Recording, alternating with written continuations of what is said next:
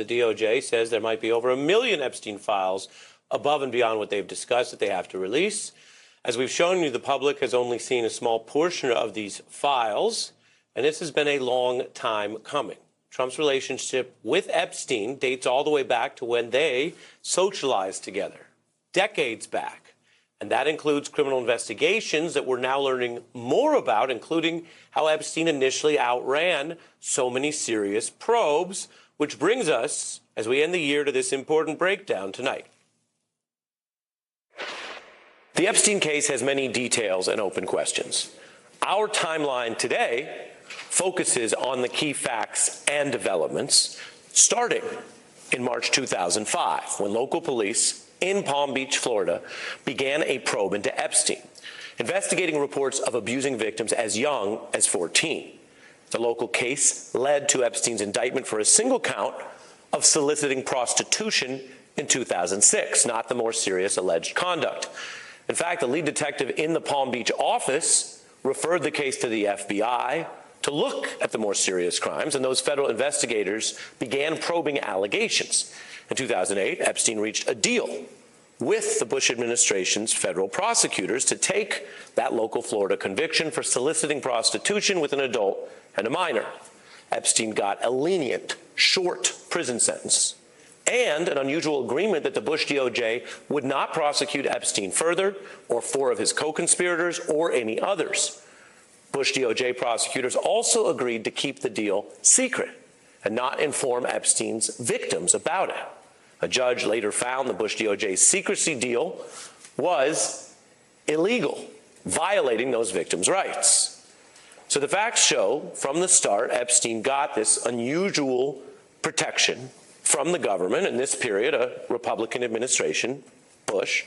And Epstein was a rich, powerful figure. He had ties to people in business and politics. He hired a Republican-connected lawyer, former independent counsel Ken Starr, and served just 1 year in that deal. Now, another 9 years went by, and then the Miami Herald reported an Epstein expose on the allegations of his conduct and that Bush-era prosecutor who cut the sweetheart deal. That investigative report gained traction, partly because of a tie to Trump, who promoted the very prosecutor, Alex Acosta, to his cabinet. The headline at the time hammering how a now Trump official gave a serial sex abuser the deal of a lifetime. And that public pressure from the Herald drove a new federal probe. Internal DOJ reviews would show Acosta had poor judgment in the case, and that the blanket immunity offers for Epstein and others were just indefensible, leading to a fairly swift federal indictment of Epstein on far more serious sex trafficking charges. And the pressure drove the original prosecutor Trump had promoted, Acosta, to resign around this time. And in a key decision, a judge denied Epstein bail, forcing him to be incarcerated before any trial. It was just over a month later, August 2019, when Epstein was found dead in his cell. The situation was suspicious. Officials there broke several protocols. Epstein was a high-profile detainee.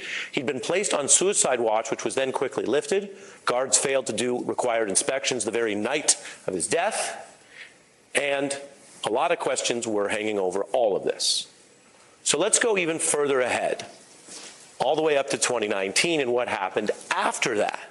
Because key videos went missing. Trump Attorney General Barr even admitting the prison made mistakes then, but claiming that he personally reviewed prison video which showed no one entering the cell.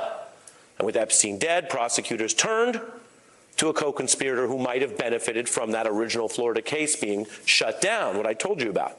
They went ahead and indicted Ghislaine Maxwell for helping Epstein's sex trafficking, a case brought by a career prosecutor, Maureen Comey, daughter of former FBI Director Comey.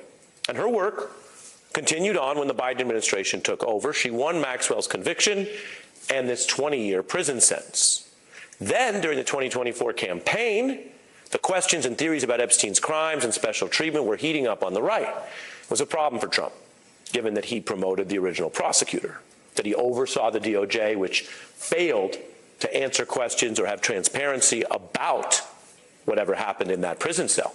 So Trump tried to go on offense, vowing to declassify and release Epstein's files. And his attorney general took over that message and advanced it in office. now infamously claiming that she had the client list on her desk, which she later contradicted because shortly after, the DOJ released an alternate video from the prison. But the key video that shows Epstein's cell door is either lost or hidden. It's never been released. And Bondi released the now infamous memo that said they wouldn't provide any other Epstein documents. So Bondi went from saying there was a client list to there wasn't. She was lying then or lying now. The DOJ memo then said there was no other Epstein info that was going to be released, which ignited that firestorm of criticism we all lived through.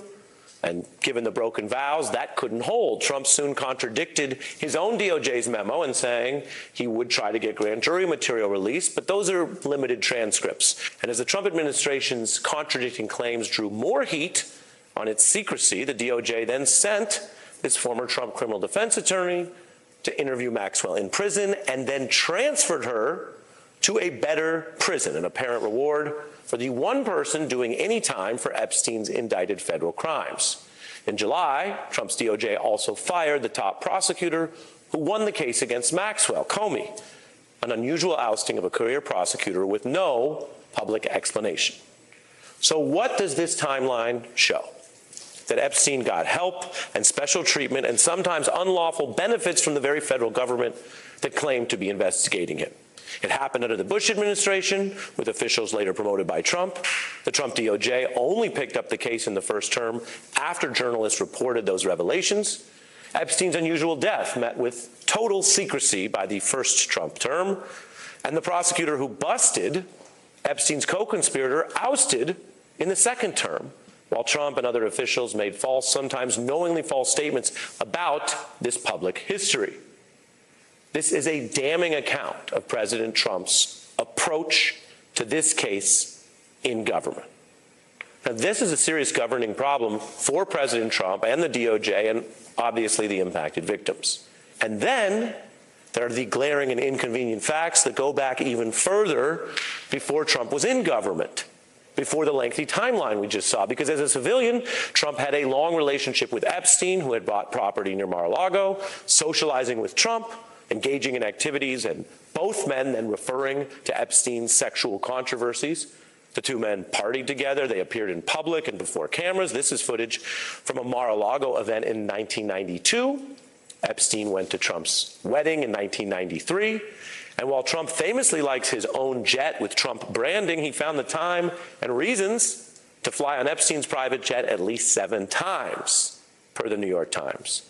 Trump photographed with both Epstein and Maxwell in 2000, again at Mar-a-Lago.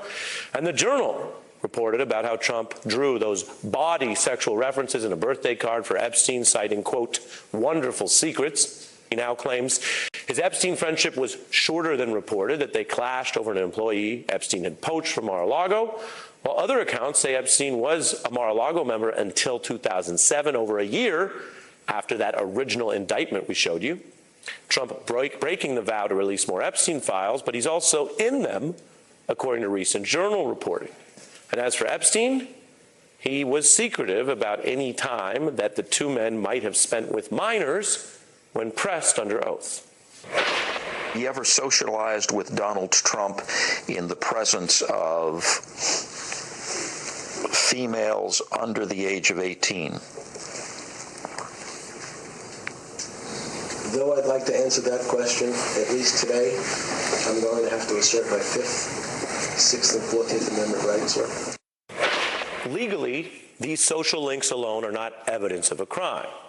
They are evidence of a conflict of interest, the kind of link that requires a judge or prosecutor to recuse from a case. But Trump has been doing the opposite, commenting and intervening, his DOJ's actions on Epstein repeatedly putting secrecy over facts, politics over accountability, and, as we saw in the recent controversy, a special transfer and leniency for an actual sex trafficker over justice for the victims.